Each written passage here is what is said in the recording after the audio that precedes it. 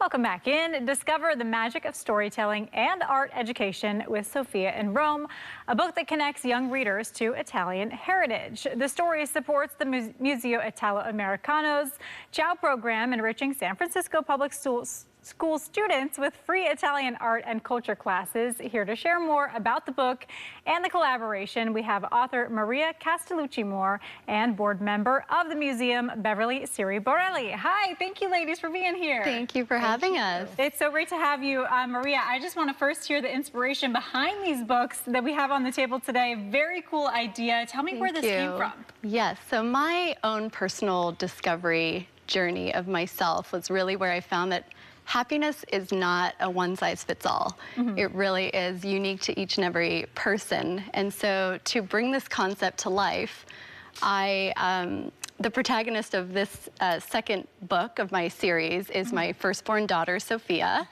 And using your five senses to discover unique joy is the premise of the book. And really, the storytelling is the power of mindfulness, and how really tuning in to one's own,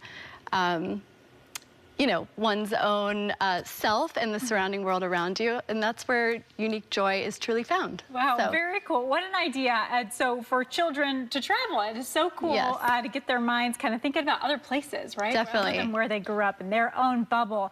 Beverley, I want to ask you the next question with how the museum is involved in this and kind of what this means for you all. Yeah, so the Museo Italo Americano is in Fort Mason in San Francisco, and it was founded in 1978. It is the only museum in the United States that showcases exclusively art from Italy and from Italian-American artists. Wow. And it has a lot of cultural events, films, lectures, music, food, book releases, and it has a few programs for the children, and one is called Ciao. Ciao is Children's Italian Art Outreach, and it is offered to many of the schools, elementary schools in San Francisco and Daly City. Wonderful. And tell me, what have you seen with the children who are maybe in this program, or they're reading books about somewhere like Italy? Have you seen them take an interest in going there, maybe? It's not that they read the book, actually. There's a program, there's several projects that are developed for the program, and it is in conjunction with the history lesson that the teacher is teaching at that time, and it relates the art and culture of a certain period in Italian history with what they're studying currently in their curriculum. Gotcha. Okay, fabulous. So wonderful. Maria, can you share kind of the process behind making these books? What goes into that? Yes, it's a journey within itself, but writing is a passion of mine, and storytelling, and really to use your own children to kind of delve deeper into the themes of the book is very rewarding. So it's the second book in my Traveling Mindfulness series, and I look forward to many more. Very cool. And it looks like it's beautifully illustrated. Tell us about that. Yes, so my illustrator is from Italy. She actually born and raised in Rome. I met her this past summer on a family trip, and she's incredibly talented and really brings the story to life. In a children's book, the illustrations are almost more captivating to the audience than the words themselves. So she really brought the story to life. Awesome. That is so wonderful. And are there any specific messages in this book that you hope children maybe take from it? Absolutely. I really, this series was intended to really teach children to look within, and also for the adult, for the parents, caregivers, really to start that conversation of what happiness means and where that's cultivated.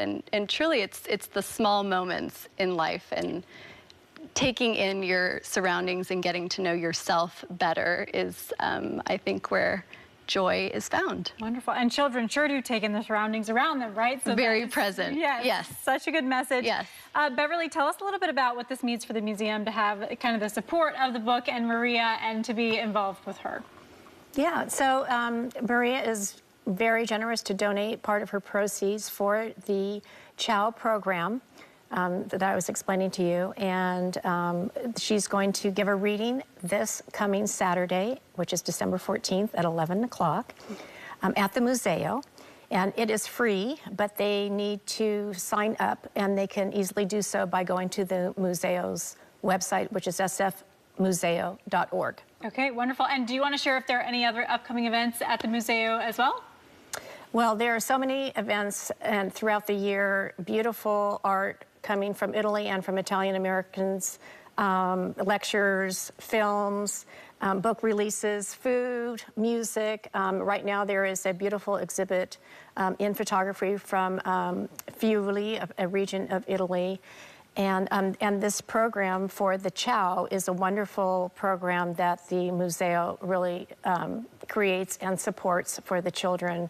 Right now, as an example, one program could be about the Roman Empire, talking about Rome, that they learn about Trajan's column, which is a column in the Forum in Rome, and they can relate it to today's projects like the pyramid building or the Salesforce Tower, and they can relate it with that way, or they can talk about the Roman Empire compared to immigration today. So it's a great, great program for the children to learn about Italian culture and today. Okay, wonderful. Yeah. Beverly and Maria, thank you both so much for being here today. Of course, it was so great to have you, and such a good idea that you're doing together. Yeah. Thank you. Of course.